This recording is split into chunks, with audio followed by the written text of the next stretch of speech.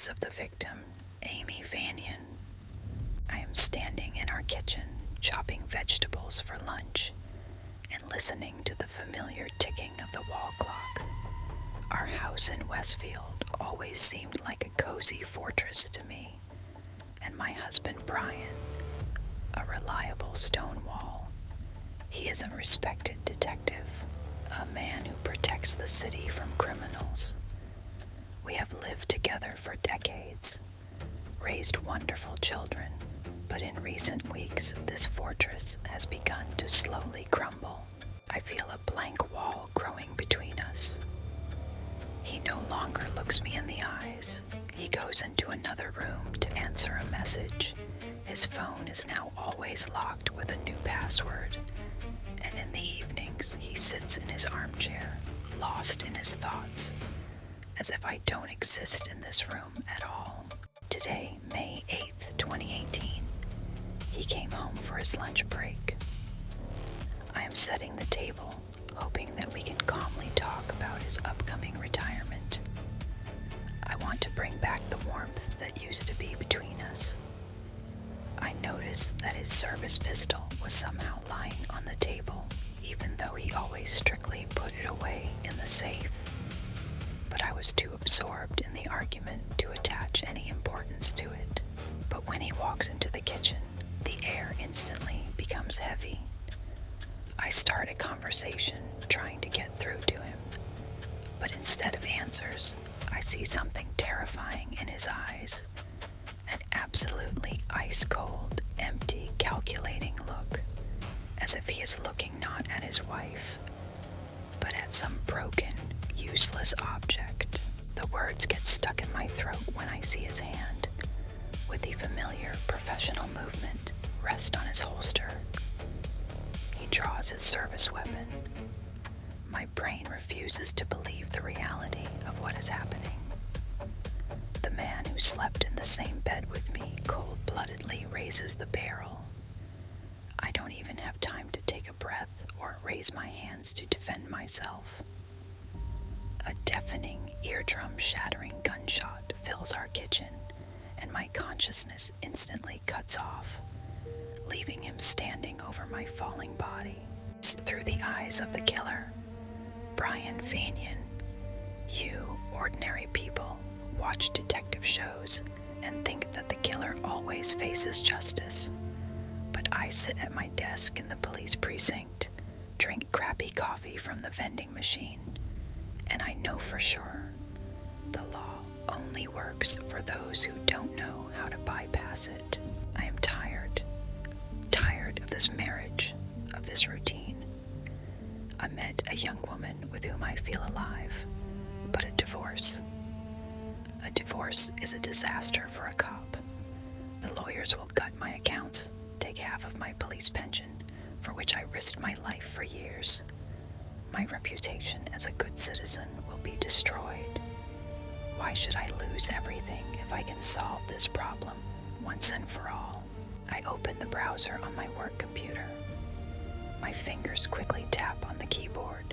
How to wash gunshot residue off hands. Effect of divorce on pension. How to permanently delete contacts from phone. I feel a strange thrill. I know how crime scene investigators examine bodies. I know what details they look at. On the day of the murder, I calculated everything. I shot from close range. I carefully placed the gun so that it looked like a typical suicide after an argument. Then I pick up the phone, take a deep breath, change my facial expression, and dial 911. I inject the perfect dose of panic and despair into my voice. My detective badge is my absolute shield. None of these rookies in uniform will dare to doubt the words of their senior officer. My police badge and years of service in the homicide division make me virtually untouchable. I know exactly how the system works, and I know exactly how to fool it. Through the eyes of the daughter, Victoria Fanion, that day ripped my life in half. When they called me and told me that my mom had killed herself, I just collapsed on the floor, unable to breathe. But as more time passed, a sticky, nauseating terror grew stronger inside me. Mom would never have done that. She loved life. She made plans. She took care of us. But my father, at the funeral, he looked more tired than heartbroken. Shortly after her death, he started acting like a heavy burden had been lifted off him. My suspicions grew stronger every day until the police started asking questions. The scariest day of my life wasn't the day she died. It was the day of the trial. I had to walk down the long hallway of the courthouse, knowing that I had to take the witness stand. I looked up and saw my father, the man who taught me how to ride a bike, who was supposed to be my protector, turned out to be a monster who calculatingly executed my mom for money and a mistress. I spoke into the microphone through my tears, knowing that my words would send him behind bars for the rest of his days, through the eyes of investigators and forensic experts. There is nothing worse in police work than being called to a colleague's house. When we crossed the threshold of the Fanion home, Brian was sitting there, heartbroken, telling a convincing story about a sudden argument and a suicide. At first, we believed him. This is Brian, our guy. But when the medical examiners arrived at the scene, intuition started screaming the opposite. The blood spatter on the wall and the angle of the bullet's entry physically did not match how a person holds a gun during a suicide. I remembered with nausea how he spent years teaching us how to properly collect evidence at crime scenes. And now I am standing in his own house, trying to find his own mistake. We started digging, feeling like traitors, but what we found caused a shock and disgust. We seized his work computer from the precinct. It turned out this grieving husband had been Googling ways to beat a gunshot residue. GSR test 11 days before his wife's death. At the trial, he tried to wiggle out of it, claiming that there wasn't the required amount of powder on his hands for a gunshot. But our experts conducted an unprecedented investigative experiment right in front of the jury. They used mannequins with real human hair and proved that the hair acted as a filter, altering the settling of the gunshot residue. His arrogance and confidence in his own untouchability became his sentence.